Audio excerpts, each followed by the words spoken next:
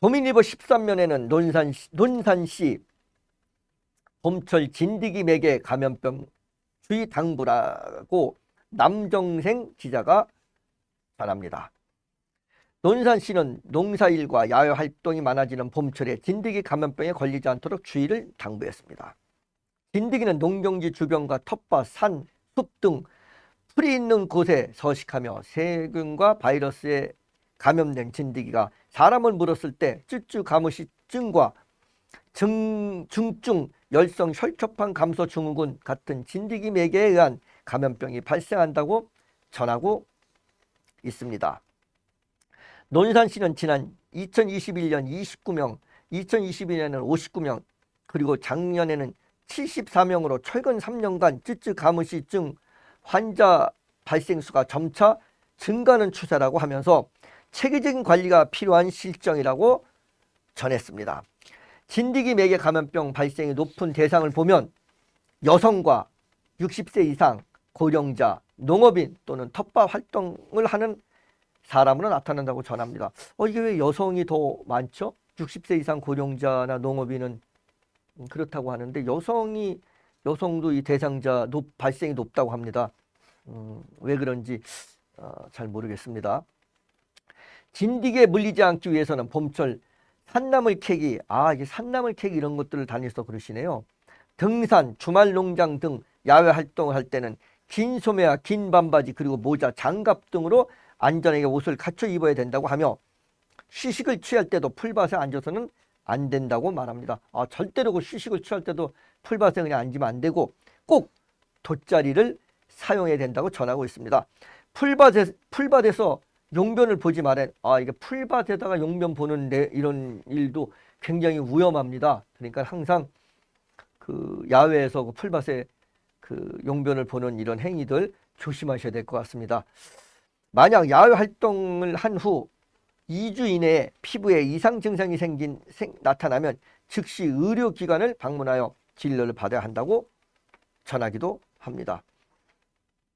진드기로 인한 대표적 감염병인 쯔쯔가무시증은 근육통, 기침과 같은 감기 증상이며 이게 감기 증상, 근육통이 있고 기침 같은 감기 증상이 난답니다. 이런 증상이 나면 혹시 내가 한 2주 전에 또는 언제 이렇게 풀밭에 앉아 있어서 아마 이러지 않나 하고 병원에 가서 의사한테 꼭 그 자기의 어떤 그런 행적을 또 어디 갔다 왔는데 이런 증상이 있다 이런 걸 자세히 말씀드리는 게 좋을 것 같습니다. 또 이렇게 진드기에 물린 흔적이 있다고 합니다. 검은 부스럼 딱지가 목 주변이나 겨드랑, 허리, 사타구니 등에서 발견된다고 하니 자세히 좀 이렇게 이런 증상이 있을 땐 자세히 관찰하는 게 좋겠습니다. 또 중증 열성 혈소판 감소 증후군 또한 진드기로 인한 감염병 중 하나로 4월에서 8월에 SFTS 바이러스를 보유한 참진드기에 물린 후 38도에서 40도 이상의 고열이나 오심, 구토, 설사 등 소화기 증상이 나타난다고 하며 주로 7월부터 10월까지 발생률이 증가한다고 합니다. 이게 쯔쯔가무시 증후군과 이 지금 중증 열성 혈소판 감소 증후군은 약간 다릅니다.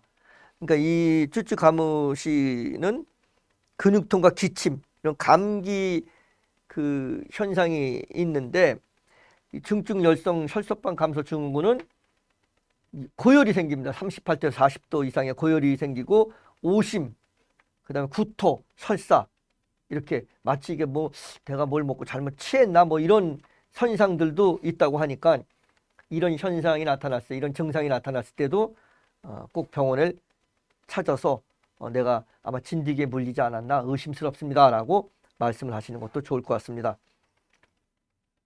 다른 감염병에 비해 치명률이 약 18.5% 높아 각별히 주의가 필요하다고. 이거 18.5%나 다른 그 감염병보다 치명률이 아주 높습니다. 꼭 잘 좀 이렇게 확인하셨으면 좋겠습니다. 보건소 관계자에 따르면 진드기 매개 감염병은 치료제와 예방 백신이 없으므로 진드기에 물리지 않는 것이 무엇보다 중요하다고 강조하였습니다. 진드기는 숙주에 부착하면 3일에서 7일간 계속 흡혈하기 때문에 야외 활동 후에는 꼭 샤워를 하여야 되며 흡혈 진드기 발견을 했다고 해도 직접 제거하는 것은 어렵고 2차 감염의 우려가 있으므로 의료기관을 방문하여 안전하게 제거하는 것이 필요하다라고 전하고 있습니다. 이거 그러니까 야외 활동했을 땐 꼭 들어오셔서 샤워하시고 또 이렇게 얘가 한번 붙으면 3일에서 일주일 동안 계속 얘가 피를 빨아먹는다고 합니다. 그러니까 근데 이제 혹시 그걸 봤다고 하더라도 손으로 잘못 이렇게 뛰거나 이래가지고 2차 감염의 우려가 있으니까 그 상태로 그대로 병원에 가서 제거하고 치료받기 바랍니다. 이 소식이 매년 요맘때 되면 들려오는 그런 소식입니다. 그 남자들은 누구나 다 아는데 군대에서 교육을 받기도 하죠. 그 위험성에 대해서 알고 있습니다. 일반 병사가 군대에서 헬기 타고 이송할 수 있는 방법이 두 가지 있습니다. 첫 번째, 간첩 잡아서 휴가 갔을 때, 지금은 안 그러겠지만 우리 때는 간첩 잡아서 휴가 가면 헬기 타고 보낸다고 했습니다. 또 이 진드기에 물려서 병원을 후송 조치할 때 헬기 탄다고 할 정도로 아주 위험합니다. 그러니까 조심하셔야 됩니다.